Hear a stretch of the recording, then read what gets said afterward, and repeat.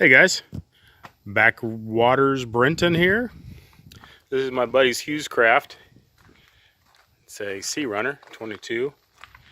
And this is my poor man's Hughes craft. It's called an Ocean Sport and it's made in Canada back in the 90s. I don't know much about it really, other than it's built like a tank. The company must have went out of business or something. Changed its name.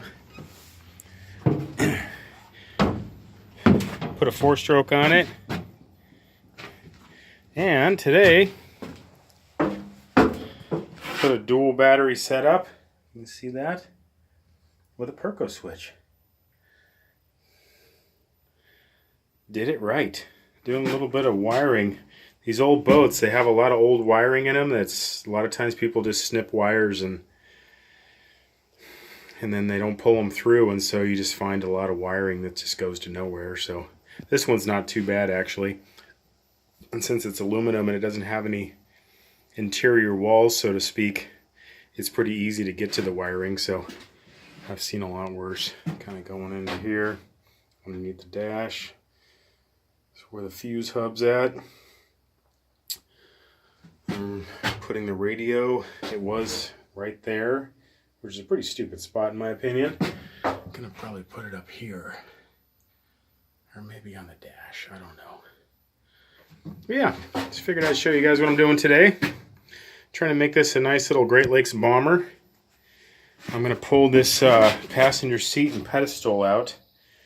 And then here's the cuddy, which is just barely sleepable. It's only a 19.5-foot boat, so it doesn't have a lot of nose to it.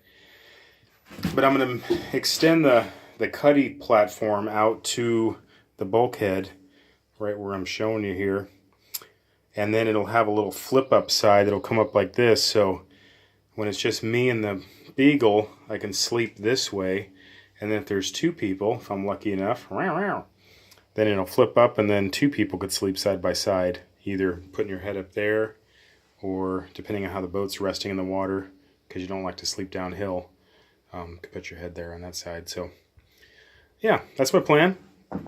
And I'm going to do something with this seat here too, put a better seat in it. Take this sink out, take that holding tank out. I might be able to turn that into a kicker bracket. I was doing some measurements and it's very possible that that could work, so we'll see. We're going to turn that into a table and maybe like a 1-burner stove. So basically this thing's just going to be like a really small pocket cruiser slash fishing machine that's also welded and maintenance free, more or less. So that's what I'm going for. I used to have a Hughes Craft Pacific Cruiser. In many ways I wish I still had it, but it was a lot of money wrapped up and I ended up selling it for more or less what I had into it, which I felt pretty lucky. But yeah, welded boats, Hughes Craft boats, they keep their value really well. So, and then I had a Sea Dory for a while. Excuse me. And I just didn't want to mess with fiberglass. Sea Dories are great boats, but you got to store them. Well, you don't have to. You can do whatever you want, I suppose. But if you want to take care of them, you want to store them indoors in the winter. If you live back here with 6 months of winter, I had to put it in my garage, and it just took up my entire garage. I couldn't work on any of the projects during the winter, so I decided to go back to welded aluminum where I can store it outside pretty easy. It's not going to hurt it, and that's my main motivation. This boat might fit in my garage, though it's got a pretty tall cabin to it, and I also put that rack on top. So, but yeah, store it outside. It won't hurt it. Okay, well, I hope this was interesting to some folks, and I'm getting back to the shanty boat project here tomorrow, so I will post some more videos of that, and hope you guys are doing well. Catch you later.